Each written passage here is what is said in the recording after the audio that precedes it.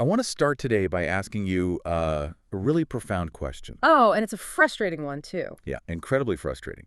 It's something that you, and honestly, countless other women in their 40s, 50s, and beyond, find yourselves asking almost every single day. Right. And the question is simply this: why don't I feel like myself anymore? Such a heavy thing to carry around. It really is. Because, you wake up, you go about your day, and there is this undeniable, lingering sense that your internal machinery has just shifted. Like something's off. Exactly. Your energy is completely different, your mind feels different, and the person looking back in the mirror, well, they look different. And yet, when you actually try to vocalize that question, the answers you get from the world around you are incredibly dismissive. Oh, totally dismissive. It is a deeply isolating experience. Yeah. Because you're implicitly told that what you are feeling just isn't real, or worse, that it just doesn't matter. Right, which is why today's deep dive is entirely dedicated to answering that exact question for you. We are getting right to the bottom of it. Yes, we are. We're exploring a really comprehensive 2026 medical article by Dr. Corina Ianculovici. She's a board-certified advanced practice clinician. She is. She's also the founder of the Mirelle Institute for Anti-Aging Medicine in New Jersey. And our mission today is to uncover the hidden symptoms of menopause. Which is so much more than what we usually hear about. Exactly. We're moving far past those cliched sitcom tropes of, just having a hot flash. We're going to look at the reality that menopause is a whole-body physiological transition. It's entirely reshaping how you experience your middle years. It really is a total systemic shift. Okay, let's unpack this, because the psychological hurdle you face when you first seek help is it's infuriating. It's a nightmare for so many. You go to your doctor. Yeah. You know fundamentally your body has changed. And what are you usually told? Well, you're usually met with this massive wall of minimizing phrases. And if you've lived this, you know them by heart. The article actually points out the most common ones. Things like, your labs are normal. Oh, I hate that one. Right. Or, it's just stress from your job. Or, the ultimate catch-all, well, you're just getting older, that's just menopause. Like it's a life sentence. Exactly. The medical standard of care so often treats this profound physical suffering not as, a condition to be treated and optimized, but as a required rite of passage that you simply have to endure. But the source material pushes back on that really hard, doesn't it? Emphatically. Menopause is a systemic, total body transition. It affects your brain, your cardiovascular system, your metabolism, your bones. It's not just the reproductive system. No, not at all. It's not just your reproductive system winding down. It is a fundamental biochemical shift in your entire physiology. I really have to challenge that whole your labs are normal response, though. Go for it. Because think about it. How can your labs be normal if you feel fundamentally biologically different? It makes absolutely no sense. A total disconnect. It's like taking your car to the mechanic, because the steering wheel is shaking violently every time you hit 40 miles an hour. Right. Something is clearly broken. And the mechanic just checks the dipstick and says, well, your oil levels are fine, so there's no problem here. That is a perfect analogy. They are simply measuring the wrong metrics. They run a basic metabolic panel, or like a standard complete blood count, and they completely ignore the broader physiological cascade happening at the cellular level. The dipstick is fine, but the suspension of the car is collapsing. Exactly. Standard labs give this static snapshot of very basic functions, but they don't show that your hormonal receptors are actually downregulating. And what's fascinating here is that the broader medical consensus actually supports a much more proactive, nuanced approach than what you typically get in a 15-minute doctor's visit. Tell me more about that, because that feels important. Well, the article cites the 2022 Hormone Therapy Position Statement from the Menopause Society. So this isn't just fringe science. Not at all. The Society explicitly states that hormone therapy remains the most effective treatment for specific vasomotor and genitourinary symptoms for appropriate candidates. They actually want doctors to look deeper. Yes. They emphasize the need for individualized, precise evaluations, not these blanket dismissals. They advocate for looking at how the entire system interacts. Which makes total sense. Right, and this is why bioidentical hormone replacement therapy, or BHRT, isn't just about throwing estrogen at a hot flash. It's more targeted than that. Much more. It is about matching the exact molecular structure of your missing hormones to re-engage those cellular receptors and address the systemic changes. Okay, so if your check engine light is flashing, despite the doctor saying your oil is fine, The first place you truly feel that system failure is usually in your metabolism and your physical strength. Oh, absolutely. This brings us to a massive point in the article, the total frustration of weight gain. It's a huge issue for so many women. The common refrain is always, I am eating the exact same way I always have, I am exercising exactly as much, but my body is completely ignoring my efforts. And again, society often gaslights you into thinking this is just a lack of willpower, or that you must be sneaking extra calories. Which is so unfair. It is, Yeah. because the science shows a complete shift in your internal signaling. During menopause, the decline in estrogen and testosterone completely alters your insulin sensitivity. So it's a cellular problem. Yes, suddenly your cells become resistant to the insulin that normally shuttles glucose into them for energy. And because your cells aren't absorbing that glucose, your body panics and stores it instead. And it stores it in the worst places. Right. It completely alters your fat distribution, forcing that storage away from subcutaneous fat and packing it in as visceral fat right around your abdomen. Wow. But beyond the fat, the article highlights an even more critical fundamental issue, and that's sarcopenia. Okay, wait, I want to make sure I understand this correctly. Because sarcopenia is usually something I associate with people in their 80s or 90s. That's the common misconception. But the text is saying this happens to you right in the middle of your life. Exactly. Sarcopenia is the loss of muscle mass and muscle function. And citing research from 2022, 2023, and 2024, Dr. Ianculovici notes that the onset of menopause actually accelerates sarcopenia. So it's not just aging. No, it is a direct consequence of hormonal decline. Your skeletal muscle, your physical performance, and your body composition are all taking a massive hit because the hormonal signals that maintain them are literally fading away. Here's where it gets really interesting, and this is a huge aha moment for me in the text. Oh, I know what you're going to say. We generally think of muscle as just, the stuff that helps us lift heavy groceries or something we build for purely aesthetic reasons. Right, looking toned. But the article states plainly, muscle is a metabolic organ. Think of your muscle mass like your body's internal power grid. If you are losing muscle due to hormonal changes, your power grid is shrinking. And the whole system suffers. Exactly. If the power grid shrinks, the entire city, which is your metabolism, has to slow down. That shrinkage directly impairs your glucose regulation, it tanks your insulin sensitivity, and it destroys your metabolic flexibility. It's a domino effect. So when you say you are eating the exact same way but gaining weight, it is because your internal power grid has fundamentally downsized. It just cannot process the energy. Exactly. Without that muscle mass soaking up the glucose, your body just converts it to fat. This is why the Mirelle Institute utilizes specific body composition protocols to fix this. Like what? Well, for example, the text mentions AccuFit. And when we talk about AccuFit, we aren't just dropping a buzzword. It's a specialized electromuscular stimulation protocol. So it does the work for the muscle. Essentially, yes. It literally bypasses your body's tired, hormone-depleted signaling system to directly fire those muscle fibers, forcing them to contract and rebuild density. Oh, that's fascinating. It's essentially rewiring and expanding your power grid from the outside in. Because if you don't address the metabolic organ, the muscle, you cannot fix the metabolic resistance. And if that power grid is failing, that doesn't just affect your waistline. It directly impacts the most energy-hungry organ in your entire body, which is your brain. The brain takes a massive hit. I really want to pause on the brain fog phenomenon because I always assumed that was just, sheer exhaustion from dealing with night sweats and lack of sleep. That's what most people think. But the text suggests it's an actual energy crisis in the brain itself. Am I understanding that right? You are 100%. The cognitive fatigue you experience, the word-finding challenges, the sudden forgetfulness, the complete loss of mental stamina, it's severe. It's terrifying for a lot of women. It really is. And it is almost never caused by just poor sleep, though that certainly doesn't help. Right. Estrogen has a profound neuroprotective effect. It actually helps your brain transport and utilize glucose. So it's fuel for the brain. Exactly. So when estrogen fluctuates and drops, the brain's energy metabolism is physically disrupted.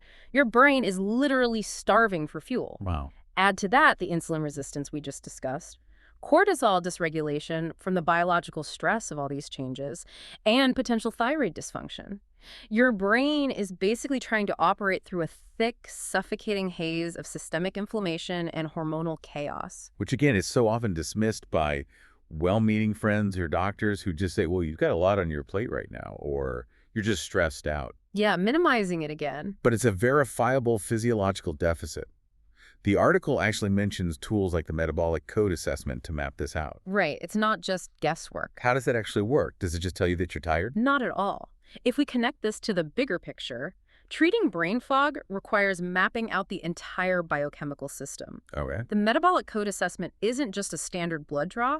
It measures exactly where your systems are failing to communicate. So it's a deeper look. Much deeper. It maps out where your cortisol is spiking, how that cortisol is actively shutting down your thyroid's ability to regulate energy, and where the inflammatory markers are highest. It finds the bottleneck. Exactly. It shows the exact biochemical roadblock causing the brain fog. You cannot just drink an endless cup of coffee or do crossword puzzles to stay sharp. You have to look at the whole metabolic system to restore that cognitive resilience. Okay, so if estrogen decline starves the brain of energy and it shrinks your muscle's power grid, it makes total sense that this exact same lack of signaling also shuts down the visible external parts of your body. Because it's all connected. Because the outside is just reflecting the inside. The article describes how you might feel your face changes suddenly. Not gradually over 10 years, but almost overnight. Yes, women report this all the time. Your skin gets noticeably drier, the jawline loses its definition, the neck gets lax, and your hair starts visibly thinning. And this is where we have to look at the dermatologic literature. What does it say? The article references a 2013 review and a 2025 review on menopausal skin changes. Think of estrogen as the foreman on a cellular construction site. Okay, I like this analogy. The workers on that site are your fibroblasts, and their entire job is to build collagen and maintain your connective tissue. So they keep everything tight and structured. Exactly. But when estrogen drops, the foreman goes home. Without orders, the workers just drop their tools and stop building the scaffolding. Oh, wow. Your skin loses its structural support, and it literally atrophies. Accelerated skin aging during menopause is a documented, peer-reviewed physiological event. It's not just your imagination.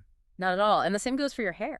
That sudden thinning, the widening of your part, the loss of density, it is tied directly to that estrogen decline. And isn't there something about androgens, too? Yes, your hair follicles become more sensitive to androgens, and this is often compounded by that very same thyroid dysfunction we just talked about. I really want to push back on the societal stigma here. Please do. Because when you go to a doctor or look in the mirror and say, my skin is suddenly sagging and my hair is falling out, you are so often made to feel frivolous. You're told it's just cosmetic. Right. You are made to feel vain, as if you are just shallowly mourning your youth. But caring about a sudden, rapid loss of your body's connective tissue isn't vanity. It's a health issue. It is a totally rational desire to treat a highly visible symptom of a deeper physiological crisis. I mean, think about it.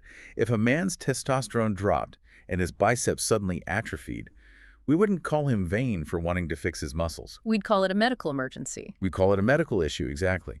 Why is the sudden atrophy of your facial collagen treated as a character flaw? It absolutely shouldn't be. The source text explicitly states this, actually. It says, this is not vanity, this is physiology. I love that. This is why superficial corrections, like buying a more expensive face cream, completely fail during this transition. A cream can't fix the underlying issue. Right, a cream cannot replace the foreman on the construction site. So what's the alternative? Well, the Mirelle Institute approach, using dermal redensification and skin tightening, focuses on structurally rebuilding that tissue quality. It works by safely stimulating those dormant fibroblasts, effectively forcing the workers back to the job site to rebuild the scaffolding from the inside out. Because the structural foundation is what the hormonal decline has compromised. Exact. But, while your skin and your hair are incredibly visible to the world, there is a whole category of symptoms that are completely invisible because they are hidden behind a massive wall of embarrassment. Oh, yes. The quiet symptoms. We really need to talk about the quiet symptoms, the intimate and pelvic health changes, because that same connective tissue loss is happening everywhere. This is perhaps the most tragic area of dismissed care. It breaks my heart. The article discusses genitourinary syndrome of menopause, or GSM, and citing the 2020 GSM position statement, this syndrome affects anywhere from 27% to 84% of postmenopausal women. That is a massive range, but even on the low end, that's millions of women. We are talking about a huge portion of the population secretly experiencing low libido, profound vaginal dryness, and incredibly painful intimacy. And it's driven by that same estrogen loss. Yes, your pelvic floor is absolutely packed with estrogen receptors. When estrogen leaves, the tissue down there thins out, it loses its elasticity, and it becomes easily inflamed and microtorn. And it extends directly to urinary incontinence, right? Unfortunately, yes. The accepted societal wisdom seems to be that once you reach a certain age, leaking when you sneeze or laugh is just, the price of admission to your golden years. Which is so degrading. You're just supposed to buy a specific brand of underwear and deal with it. Which is completely unacceptable. This raises an important question. Why on earth are you expected to just quietly organize your life around bathroom access? You shouldn't have to. Why are you expected to give up jumping or running or lifting weights and just accept wearing pads indefinitely? It's treated as inevitable when it isn't. The article makes it incredibly clear this is common, but it is not normal. Intimate health is health. Period. It is not a luxury, and more importantly, it is highly treatable. The loss of connective tissue affects your pelvic floor through the exact same mechanism that it affects your face. So the treatment approach should be similar, structurally speaking. Exactly. Yeah. Evaluating this within the context of your hormone health and offering clinical sexual wellness and pelvic restoration therapies can completely give you your quality of life back. Okay, we now have a very clear, causally connected picture of this whole body impact. We've covered a lot of ground. We really have. We've gone from the starving brain causing cognitive fog to the metabolic power grid shrinking and causing weight gain, down to the connective tissue atrophy of the skin and the pelvic floor. It is totally systemic. It's all linked. So how do you systematically fight back? The article outlines 4 massive myths that harm you, and I think we can completely shatter them based on the mechanisms we've just learned. Let's do it. First, this completely destroys the idea that menopause is just enduring a few hot flashes, right? Absolutely, because as we now know, it is a whole body energy crisis affecting your cognition, muscle density, bone strength, skin integrity, and pelvic health. Myth busted. Second, it shatters the myth that your weight gain is just about eating too many calories or losing your discipline. Right. While energy balance always matters, your menopausal weight gain is driven by a radical shift in insulin sensitivity, the loss of muscle as a metabolic organ, and shifting hormone signaling that forces your cells to trap fat around your abdomen regardless of your diet. Amazing. Third, it means your skin aging and hair loss aren't just cosmetic issues. Far from it. They are visible biological markers of internal collagen decline, estrogen starvation, and systemic metabolic dysfunction. Which brings us to the fourth, and honestly the most dangerous myth of all. The idea that you should simply learn to live with the symptoms. Categorically false. Menopause is a natural transition, yes, but suffering through the decay of your physiological systems is not a biological requirement. You do not have to accept the decline. So, what does this all mean? We know the standard of care is failing you. We know the myths are dead wrong.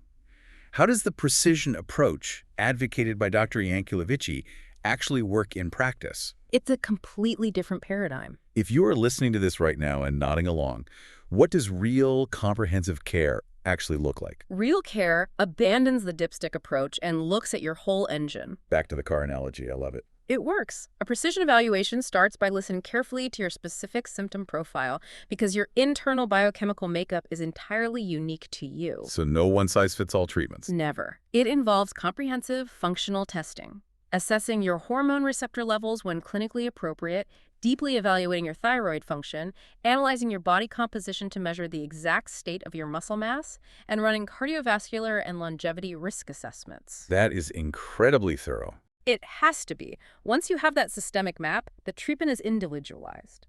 It might include bioidentical hormone replacement therapy, supplying the exact molecular match to restore that crucial signaling and wake the foreman back up. Get those workers building collagen again. Exactly.